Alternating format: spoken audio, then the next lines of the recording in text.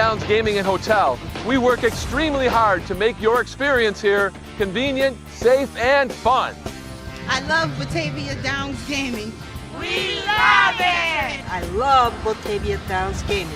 We don't just like Batavia Downs Gaming, we love Batavia Downs Gaming. Batavia Downs Gaming, Hotel, and Racetrack.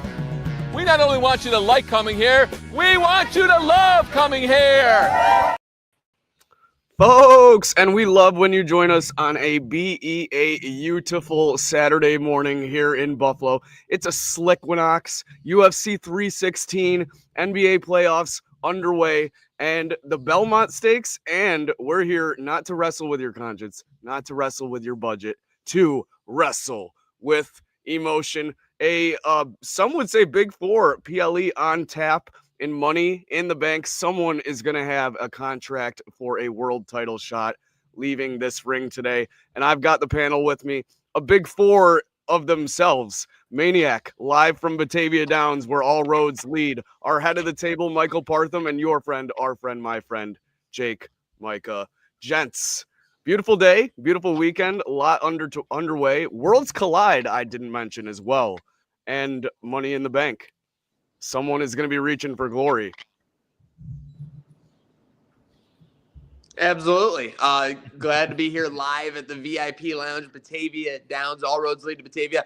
But yes, all roads will likely lead to a championship for two lucky competitors tonight at Money in the Bank. And you made a great point, Slick. In my mind, this used to be a clear-cut third favorite wrestling event. It was Royal Rumble, WrestleMania, and then Money in the Bank. Money in the Bank traditionally used to get you kind of like that B-level star who they weren't ready to give a big push to, but that they wanted to get into that title picture. And it used to be a little bit more exciting. There have been some exciting cash-ins recently. We saw Io Sky cash in Detroit a couple of years ago. But with that said, looking for a big Money in the Bank to get that reputation going and to get WWE's reputation going in the right direction, Micah.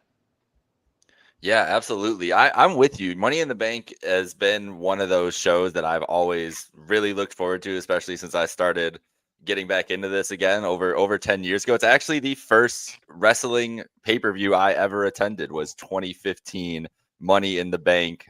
Sheamus won that edition, and it was headlined by Seth Rollins and the artist formerly known as Dean Ambrose in a ladder match. So we got a lot of the similar characters still hanging around here tonight. I'm really excited for this show tonight, just to see the direction they go more than anything, because it is really interesting, especially that women's Money in the Bank match, with a lot of different fun ways they could send a couple different characters. So should be a big night. And then Worlds Collide is it's a fever dream that this thing is happening even. So I'm excited to see what that looks like.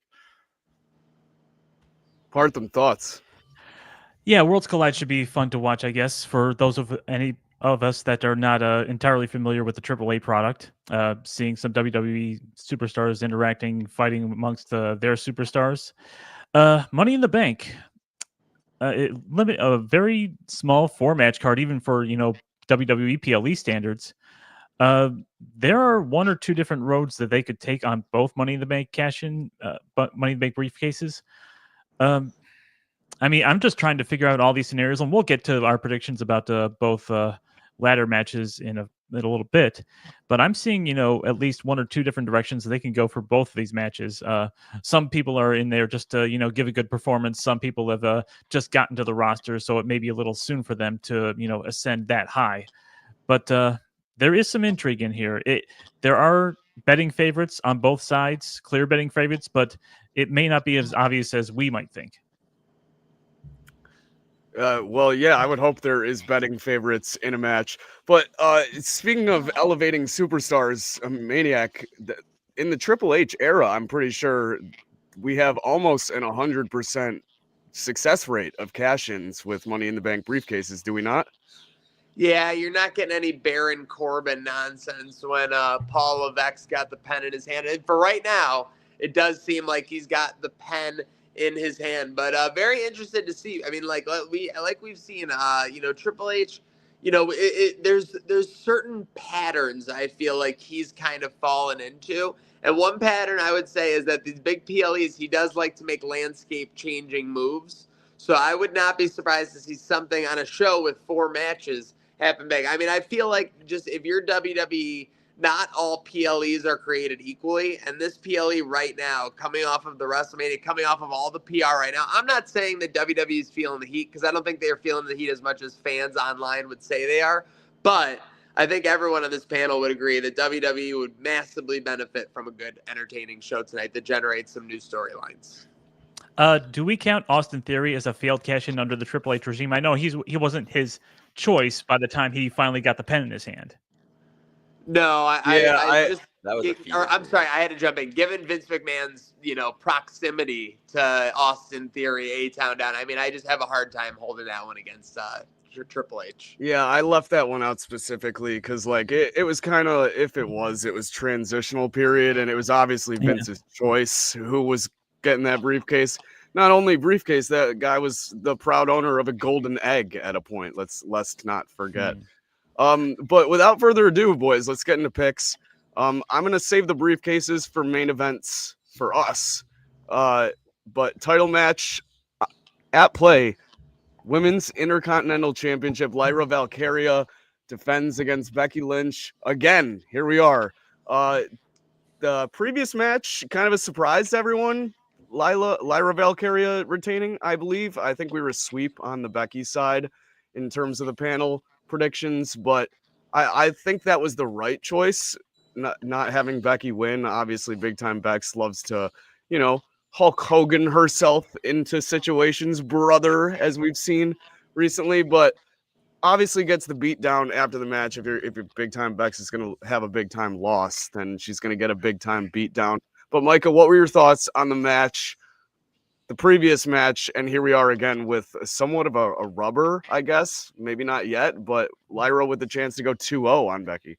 Yeah, I really liked the first match, and I think Lyra, the overall series is 2-0 Lyra here, and for that reason, I think this feels like the second and we're getting a big blow off match at SummerSlam or something with some kind of stipulation on it, or in the near future, maybe Evolution actually in the nearer future, there could be a big blow off stipulation match between these two. So for that reason, I think the man, by some chicanery, tomfoolery, gets this done over Lyra, and we keep this thing going. But I've loved what Becky Lynch has brought out of Lyra Valkyria. I've always been a big fan of Lyra and her work, and thought that she would be, she was obviously an exciting prospect. They obviously believed in her a lot, giving her this. But this has been awesome to see this side of her with Becky. So I'm excited to see this thing keep going. But I think the man gets it done tonight. Fair statement. And before Partham gets to his prediction, we have a surprise Rumble entrant. Oh, there's one more entrant in this ladder match, and it's the voice of reason, Ernie Green. Ernie, how are you on this beautiful Saturday? And who you got in this Intercontinental Championship match? It is a beautiful. Look at you and Maniac rocking the sunglasses in Buffalo. That's I know. beautiful day. Wait. Certain prophets might say you're stealing his gimmick, but never mind. Go ahead. Go ahead. No, there's no gimmick stealing. There's no gimmick stealing. But people have been wearing sunglasses in pro wrestling since before the sun came out. So anyway, I think there's gonna be some sort of flim flam tonight. Some sort of skullduggery where Becky somehow wins the belt. The only way I could see her not coming out the champion tonight, I don't think she's losing 3 in a row. I think the only way that she would not win it tonight is if the returning Bayley comes and costs her. Ooh. Oh, wow. That's a good call. Yeah, I'm basically going to repeat what I thought was going to happen. The first match is that Becky's going to get one over Lyra, have her own little IC championship run. Bayley's going to be one of her challengers, and Lyra's eventually going to get it back, possibly at SummerSlam. Like we're getting the feeling is probably going to happen, like a trilogy, the rubber match, so to speak. So I'm basically just going to go with that again. I'm just say, okay, they gave Lyra a win over Becky just to give her shine and not have her completely buried by Becky Hogan, brother. But I think now it's the last chance match. I think Becky gets the IC title reign on her resume and holds that for a while. Bayley's been being held back, and I think it's time for Bayley to come interject herself into this situation. But I think hopefully it's not fool me once, shame on you, fool me twice, shame on me. But I'll go with Becky again. I'm pretty sure the whole purpose of this is to solidify both Lyra and the women's IC title as prominent things in the WWE verse, right? I'm just kind of confused the way they're going about it. It would have seemed to make more sense if like Becky did some chicanery in the first match and then Lyra got it back in a winner take all like rematch, and then you just call it done with it. I don't see this leading to a SummerSlam. In fact, I think it's more likely, if it was to happen, that it would be almost like Ernie says, where it's like a returning Bayley and Bayley Becky is like the blow off at SummerSlam, almost like how Kevin Owens Randy Orton was the blow off from Kevin Owens Sami Zayn at Fastlane, was it, or whatever? Feels so long ago. Either way, Becky Lynch gets the win here. We'll see where it goes from there. Slick. Yeah, agreed. I also have Becky Lynch winning. I think both things are possible. You could have Bayley come in and then or a Bayley return for the next Becky feud, and also just do this rubber trilogy for the title on Raw or SmackDown in the weeks coming, and then Bayley interfere in that match as well to get Lyra over on to eventually keep the title, get Bex out of this feud that she's in right now. And it also puts Lyra over, which I think was hopefully the goal from the beginning if Hunter is got his head twisted on the right way. But nonetheless, clean sweep on Big Time Bex. Nothing else is really new in the world of wrestling in that sphere. This next match is, Micah, you said a fever dream for Worlds Collide. This match itself is a fever dream because, I mean, if you told someone 10 years ago, let alone 5, that this match was happening, Cody Rhodes and Jey Uso versus John Cena and Logan Paul, the team setting out to ruin wrestling itself. Maniac, I'll start with you. What do you make of this concoction of wrestlers thrown in the ring together? I mean, 5 years ago, even 5 months ago, would have been like obscene for the show for sure. So this is, it feels like this is also a thing of the Triple H era. This reminds me of like Bloodline when they did, Bloodline kind of like as the main event, everything. It wasn't any titles on the line. They were able to kind of get a main event spectacle in the match. That's what this reminds me of. With that said, at the end of the day, I mean, Cody Rhodes and Jey Uso can easily take this loss. If John Cena and Logan Paul lose this match, they're kind of like out of steam to me. So John Cena and Logan Paul, I think, get it done. Might be through some craziness, but John Cena continues to ruin wrestling by just being kind of boring. Oh, well, I actually have the opposite take. I think John Cena's been winning a little too much lately, and he needs to take a little. Cody needs to take a little of his shine back. Not to mention, Jey Uso needs to look a little strong going into his championship match with Gunther on Raw on Monday. And I mean, there is the specter of the Fiend Man looming over because there were rumors circulating around that they were training him to be the partner for John Cena, or even a third man for John Cena in this match. Luckily for us and for wrestling fans all over the world, that doesn't seem to be coming to fruition unless he wants to, strut his way down to the ramp, at 5 miles an hour, if he wants to interject himself in this. But I hope to God that does not happen. But John Cena's been winning a little too much lately, and Logan Paul can take a pin. Obviously, Jay's the world champion. He shouldn't be taking the pin. Cody, I don't see him taking the pin again from John after he just lost at WrestleMania. So I would say John Cena sort of walks out on Logan Paul and leaves Logan Paul to in a 2-on-1 situation toward the end, and Logan Paul has to eat the pin. So I'm saying Cody Rhodes and Jey Uso. They are the cohesive unit out of this, which is what I'm going to lean towards. Former tag team champions Cody Rhodes and Jey Uso. So I think that alone will be a theme part of the match. They get it done, and then I think maybe Fiend Man comes out and a beatdown ensues of some sort. We need some Cena. We need a Cena beatdown of some sort. We need him to do something actually dastardly. But I'm leaning towards Cody and Jay as well. Yeah, he loves that old school title pose. He definitely is trying to make it like his heel thing, but it's like so stupid. The way he holds it too, when he flexes the belt too. Sorry, Ernie. No, it's all good. I'm going with Cody and Jay also. I think that they're going to win as a result of botched cheating. Either Cena accidentally hits Logan with the belt, or Logan accidentally hits Cena with the right hand and knocks him out. I think the match is going to end one of those two different ways. They can make them stay, they can make them take a pin without really losing decisively. So everybody still kind of keeps their luster. I don't really see the only way I can see Cody losing is if they're trying to make him make a really, really, really big comeback before he regains the belt. I just don't see that. And then Jay, I mean, how do you have Jay lose today? I mean, before he has to wrestle for the title on Monday. I mean, Vince McMahon would do that, but this is no longer Vince McMahon's regime. So I'm going to go with Cody and Jay as a result of some sort of botched interference. If you really wanted Cena to do something dastardly, have him doing that like belt hold behind Jay in the tunnel that he came out of in the crowd to yeet through the crowd with, and just shut the yeeting down as soon as it happens with the belt to the back of the head in the crowd. I mean, that would be amazing. I'm gonna use this opportunity to get up because I think Jay's been yeeting a little too much. And Cody's been on this babyface run. Everyone loves Cody. And Cena's been taking the L's. Well, not L's. Cena's been taking the L's? No. But like online, yes. And just his whole heel run has been an L in itself, in my opinion. I'm gonna go with Logan Paul getting the pin on Cody Rhodes. Wow. So real quick, do you guys have Cena holding the title? Does anyone in here not have Cena holding the title until December? I would say November. Okay, who's going to win it from him? Cody, likely.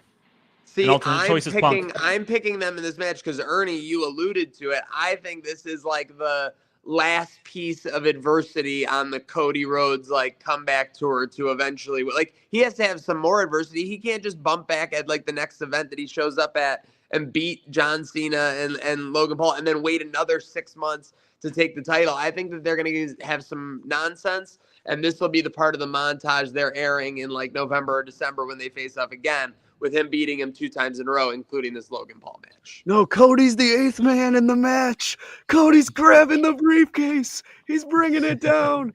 One thing to keep in mind is they've done this sort of thing before. A couple of years ago when it was Roman Reigns and Solo Sikoa versus the Usos, and Roman Reigns was the undefeated, unpinned champion, and they ended up pinning him in a tag match.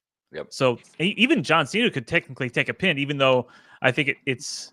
If John Cena takes a pin here, he's the biggest loser in the world of wrestling. He's lost like 38 straight singles matches. He gets pinned here. The only match he like I'm sorry. Like at some point, John Cena has to look like back to being like capable. Like he has not looked capable. I'm sorry. Either on the mic or in the ring to me. It's fair. He's been winning singles matches. That streak's been broken since WrestleMania. He's been winning singles matches, but he just can't go in the ring like he used to. Go ahead, Jake. Are you describing like John Cena's singles like as he's on fire right now? Like no way. I'm saying he can't go in the ring. Okay, exactly. I do want to be. I want to at least have an antenna up during this match, though, that Jey Uso, while they might want to make him look strong for Monday, if they're taking the title off of Monday, they also might just be like, "Fuck it, we'll just have Jey lose tonight too," because who cares? He's not going to be champion in 2040. It wouldn't surprise me to see Jey, physically beaten down at some point, even if he might, help out at the finish, getting the finishing moves on Logan Paul or whoever, and their team getting the win. But Jay might be going through a table or something that might have a lingering effect going into Monday. Not the Slim Jim table. Come on, the Slim Jim tables. Dead ass though. This is where I miss Jim Ross, because Jim Ross would at least try and give you some kayfabe explanation why the world heavyweight champion needs to be like in this match on Saturday and also in like a defending match on Monday. WWE is just like, can you believe he has to go through this? Like, all I'm just saying is I do miss that like Jim Ross would add that level of kayfabe to everything. Love you, This guy Jey Uso loves the game so much. He's out here wrestling a tag match to defend his boy Cody Rhodes and then his title on the next Monday. Yeah, JR, best in the business at bringing credibility to the match and the situation. Yeah. Absolutely, 100%. He'd also be saying that about El Grande Americano / Chad Gable, but of course Jerry Lawler would be by his side saying, Grande Americano's not Chad Gable. Yeah, I mean, like, that's why wrestling is so good. You just always have your good and bad, including on the commentary side. No, JR would just keep telling you El Grande Americano is just a seasoned vet who's well-traveled, and he's finally peaked in the big show at WWE. And No, come on. and then JR's the straight Jerry guy. would He be would like, not JR, what's BS us like an that. India, JR? You need LASIK. That's clearly Chad Gable. That's fair. Unreal. Two of the best of all time to hit the commentary desk. And speaking of the commentary desk, a few women might go through this in this match. The women's Money in the Bank ladder match. Alexa Bliss, Roxanne Perez, Rhea Ripley, Julia, Naomi, and Stephanie Vaquer. Talk about a gauntlet of women. I mean, this is a dream match in a lot of people's eyes. And this really could go all ways across the board. I'll kick it to Ernie first because I need some voice of reason before I need my pick. Stephanie Vaquer losing the belt to JC Jane in NXT seemed really, really, really rushed. And I just don't think that they rushed her to lose the belt to come up to WWE to lose the Money in the Bank ladder match. That would make no sense. The way they just kind of like, I think they went into a meeting and said, hey, Stephanie's winning Money in the Bank. And we need to get this done ASAP to get her up. Well, I'm picking Stephanie. Stephanie she's going to be one of the greatest on the planet if she isn't already. So it's not a bad pick there. I've been leaning Naomi a lot too, because it feels like she's like the perfect character for it at this point. But I'm going with Roxanne Perez. I think Roxy is, I think just by the longevity, if you put her with the Julia and the Vaquers, they'll give it to Roxy for the just the audience buy-in to her. And also it's a nice add-on to this Judgment Day story if Roxanne has Money in the Bank in the locker room while Liv Morgan is the tag champ in that dynamic. I think that's a nice piece to further it along. And I think Roxanne, they've hyped her up. They call her the Prodigy, all this other stuff. I feel like Prodigy feels very perfect to go to a Money in the Bank holder. So I'm going with Roxanne, but I don't think Vaquer is a bad pick at all either there, because she's incredible and she's going to be near the top of the card no matter what. Really quickly, I don't think anybody in this match would be a bad pick, but I digress. There's a dark horse reason for them all, legitimately. Like, this isn't back in the day when you had, those 2 or 3 that are in it that just had no chance. They could all win. They all have at least 5%. This is probably the most intriguing women's Money in the Bank match I've seen maybe ever. Agreed. Because, like I said, across the board, always could go any of them. Jake, so your pick is Roxanne? Yes. Okay, Partham. So I don't see Roxanne necessarily needing a briefcase. If Liv Morgan was the women's world champion, then I could see it a little bit more. But she's a tag champion. You don't go have a briefcase to go cash in on a tag champion. I'm not saying she's trying to cash in. I'm not saying she's trying to cash in. I know, but there's no intrigue there if she's not a singles champion. But I mean, there's enough tension and intrigue in there as it is, with Finn Balor behind the scenes pulling the strings, smiling in the background and all that stuff. But they don't need the briefcase to increase the tension there. As much as Stephanie Vaquer was seemingly rushed up to the roster, I think it would be a little too quick to give her a Money in the Bank briefcase. I think she is a future Money in the Bank briefcase potential holder for sure. Like by next year, absolutely, she'd be in the top favorites if she was in a match again. But it's a little too soon for me. It's a little too soon for Julia. It's a little too soon for Roxanne. So that leaves Alexa, Naomi, and Rhea. Alexa is popular, but I don't think she has any kind of... I think she might be having a program with Charlotte either as a partner, an opponent, or whatever in the near future, because they've been interacting with each other backstage. And unless Charlotte was a champion at this point, which thank God not, could that be a long-term winning Wyatt 6 move?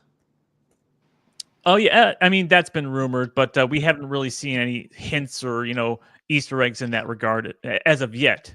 Anyway, Rhea Ripley. Of course, she's credible, but I think that's the point, is she's too credible to be a Money in the Bank briefcase holder. She can basically win a tournament, win the King and the Queen of the Ring tournament. Let's keep that in mind. That just got announced. Those winners are going to challenge for their respective branch championships at SummerSlam. So anybody that doesn't win the Money in the Bank ladder match could be a potential for a King or Queen of the Ring. So, and I could see Rhea Ripley winning that as opposed to having to be a Money in the Bank winner.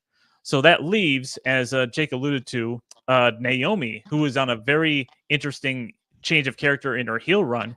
And can you picture the Money in the Bank briefcase with a bunch of caution tape wrapped around it? That would be a nice little gimmick. Maybe they can put it on WWEshop.com.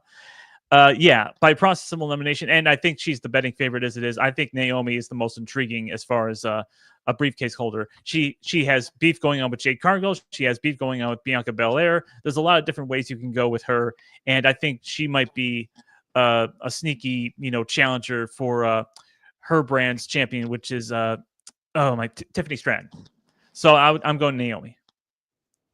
I like Naomi too. Again, a lot of good candidates in this match. I like Naomi because she's been doing some great work, great heel, and I could see a crazy situation where maybe we get Jade Cargill finally captures her women's title in Royal Rumble, and Jade Cargill's music, or sorry, Naomi's music hits, and Jade Cargill feels the glow as Naomi cashes in at the Royal Rumble, which I don't think is something that's ever been done before. So I'm going to plant that seed right there. So I got Naomi. Real quick, I do want to fantasy book a ridiculous situation that amused me in my brain. We all know John Cena is going to hold on to this title for like October, November, or whatever.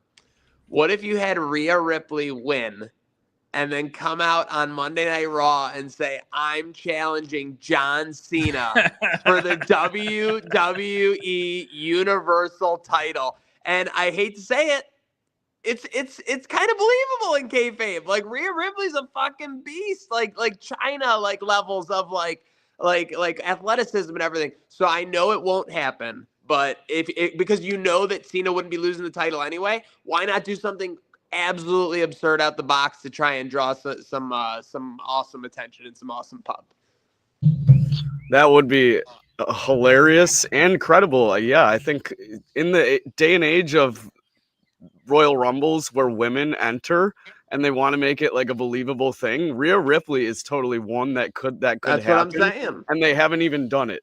I mean, they've done it with the likes of Nia Jax, obviously, and when she was with Dom, she would kind of like have she could hold her own against some guys sometimes and everything like that. Again, like this would be absolutely absurd, but she could just be like, I've already won both women's titles or whatever. I want to do something for the best of WWE, and that is restoring the men's Universal title. Yeah, when she hit that riptide on Dom, everyone was going nuts. I mean, very capable. I'd love to see that. I hate to break it to you, Maniac. I don't think we will. We just got a thumbs up on Facebook. That's all I know. That's okay. I don't think either NBC or Netflix would go for male on female violence. They might allow that on AEW. No, Partham Paul Levesque. We just got a like from Paul Levesque on Facebook. He's there. Listening. We go. Yep. Oh, really? And John Robert is also listening on Facebook. Not wrestling, but Kim Bagula's birthday today. FYI. Happy birthday, Kim Bagula. Hope all is well.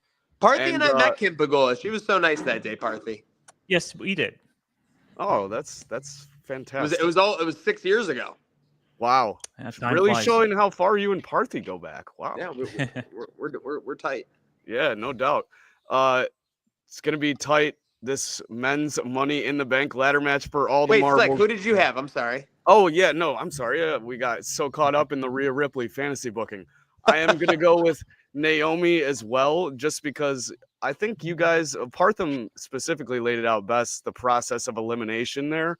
But Naomi, to your point, Maniac, doing great heel work. I feel like I see more of her on Twitter than I do on TV, which isn't a good thing. I want to see her on the TV if I'm seeing her tweets constantly on my timeline from how much of a hater she is.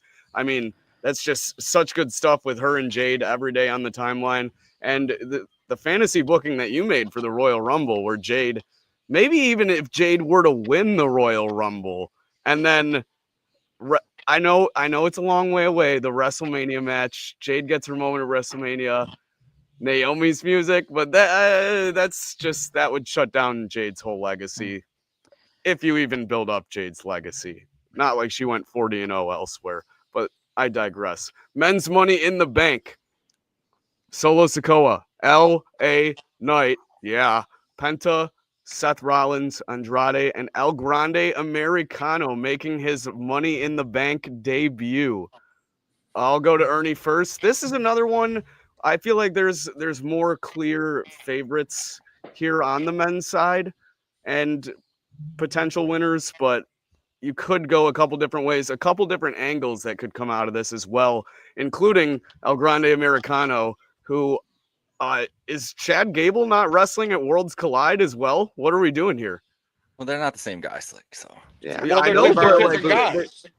I'm That's sorry, like saying Ernie. Just give me some voice of reason, please. I mean, that's like saying is Rhea Ripley and Andre the Giant wrestling today. Who cares? They're different people. You know what I'm saying? Yeah. So, I'm gonna go with Seth. I apologize. I just love like the one thing I do love about WWE right now, and I've been on the record saying I don't love a lot of things is like everybody's just kind of interacting with everybody.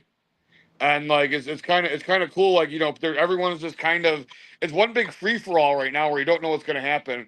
Yes. But I think what I do know what's going to happen is they are going to protect. Like I think that whatever that I can't think of his name right now. The guy Bronson Reed and Braun Breaker. Braun Breaker. Yeah, sorry, it's early in the morning here. That The they The are law going to offices help- of Braun and Bronson. Yeah, that they're gonna help Seth win the belt. There's gonna be somebody about to win that we want to win, and then they're gonna come and take him down and take him out, and Seth's gonna win. I think Seth's gonna win via dastardly fashion. yeah, Real quick with some train wreck trivia. Who was the Oh. last duo to help Seth Rollins win a Money in the Bank ladder match? J&J Security? J&J Security. They got a And little then I bigger think- now. and then I- Yeah, I they think- beefed up. And then I think regrettably a cucked Kane had to come and like foot the ladder while Seth Rollins like slowly crawled up. Did you just say Cuck Kane? Kane was big time cucked at that Corporate point. cuck. Oh, he was. Like he Yeah, wanted to with revolt so bad. What do Oh you mean? my Big God. Show and Kane, they both had like 2 to 3 years. Ernie, during the Authority era where they were kind of cucked. You can take the word "kind of" out. Well, no, Right. I was just so taken Entirely aback. cucked. I was just so taken aback that everyone was just like, when you said Cuck Kane, everyone was like, oh yeah, Cuck Kane. Like I thought maybe it was part of the absolutely. gimmick. No, and that's that- classic cucked Kane. Right. Yeah. Okay. I Shout mean, out they to were- I mean- Batavia Downs on the train wreck trivia. And also, folks, if you want to make sure your betting process isn't trivial, get to BataviaBets.com. Bet local, win local. Perfect spot to get your bets in for the Belmont Stakes. Micah, who do you got in this race tonight in the men's Money in the Bank? I'm joining along with the voice of reason. I think Seth Rollins wins. I think Braun and Bronson have an impact on this match. Maybe get chased off by Sammy and Punk, and maybe they kind of equal each other out. Maybe there's another guy who comes out and helps this group out, though. I don't think they're done at 3. I think they could get to 4. Maybe there's a guy who just lost the title in NXT who I think might be a nice little fit there. I think Ricky Saints maybe show up, maybe somebody like that. I don't know. God. Somebody's joining this group though with them, and maybe they come tonight. If they don't, that's fine, whatever. I do think Rollins is the obvious pick here, but Rollins has got to be on Monday night with the Money in the Bank going into that title match. Like they've been telling that story for 2 months, so let's do it.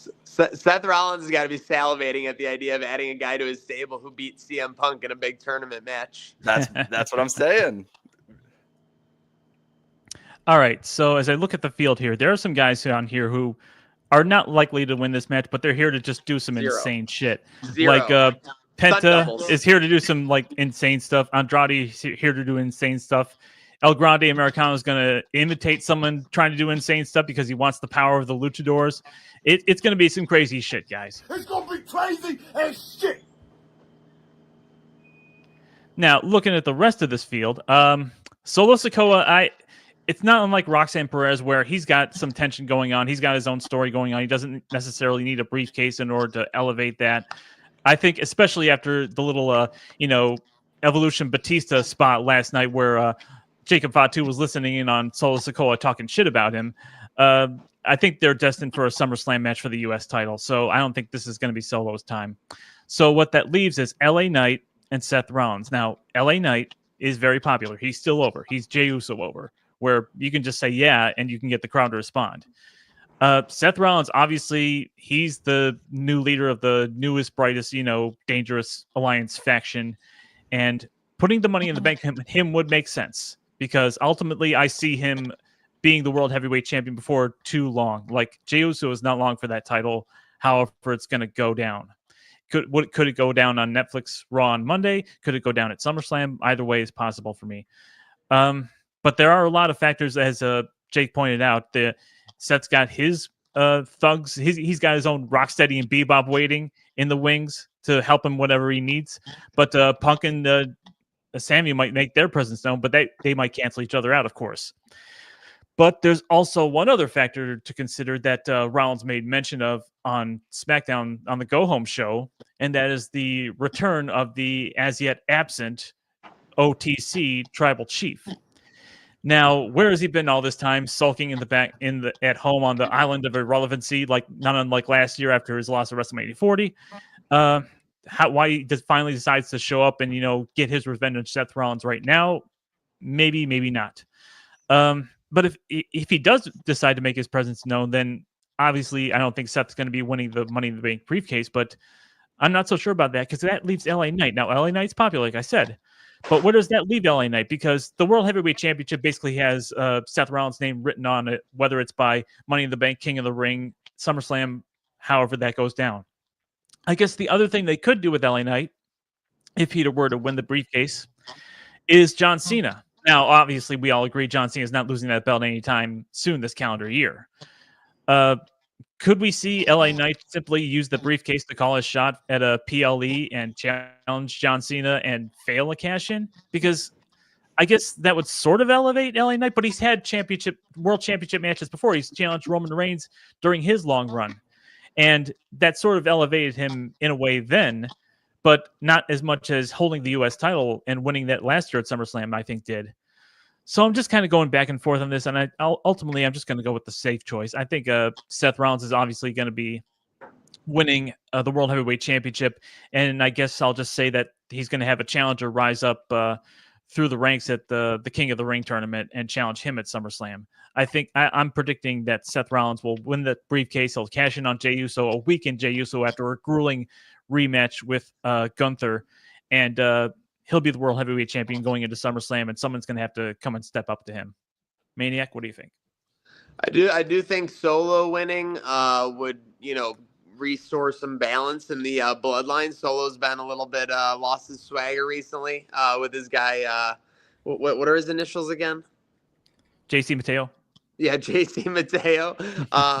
Obviously, LA Knight is like LA Knight is this decade's like Dolph Ziggler almost, where it's like, you want him to win so bad, and he's over with the crowd, great moveset and everything. Would be a great decision to pick him. I think you just got to go with Seth Rollins. The only interesting thing that you did mention, Parthy, is maybe the OTC returning and maybe taking out all of the henchmen and taking out Rollins, which would be kind of poetic because it was, just about 10 years ago when Rollins cashed in during Reigns' Mania match to win that title with the heist of the century. But at the end of the day, Rollins wins this title somehow, more likely than not, in my opinion. So I got Seth Rollins select. Yeah, I do too. I'll just come out and say right away, Seth Rollins, they're propping him to be the face of the company right now. And what better way to do that than have a briefcase where all the eyes are on you? And then I could honestly see exactly the situation Partham laid out, where Seth Rollins is champion much sooner rather than later. Just fantasy booking. I know it's come and go throughout this show, but if we really want to get crazy here, oh no, El Grande Americano wins this championship briefcase, and then Chad Gable beats El Vikingo tonight for the AAA title. And in comes El Grande Americano already with the briefcase, ready to cash in for the AAA Mega World Championship. I mean, come on, you can't at least say that would be like comedy. Great way to elevate the AAA title for sure. Oh, while StreamYard hated that idea so bad it kicked him out. Jeez, that's crazy. How would they pull that off? I think they had like one background scene where somebody else was El Grande Americano while Chad Gable was in the foreground. But how would they pull that off? It's pretty simple. You guys said it yourself. They're not the same person. The hardest part would be getting El Grande Americano to wherever Worlds Collide is in the same night. And WWE's got the resources. Just get them on the PJ. They're not the same person. That's cap. Totally cap. That means lie. That means lie.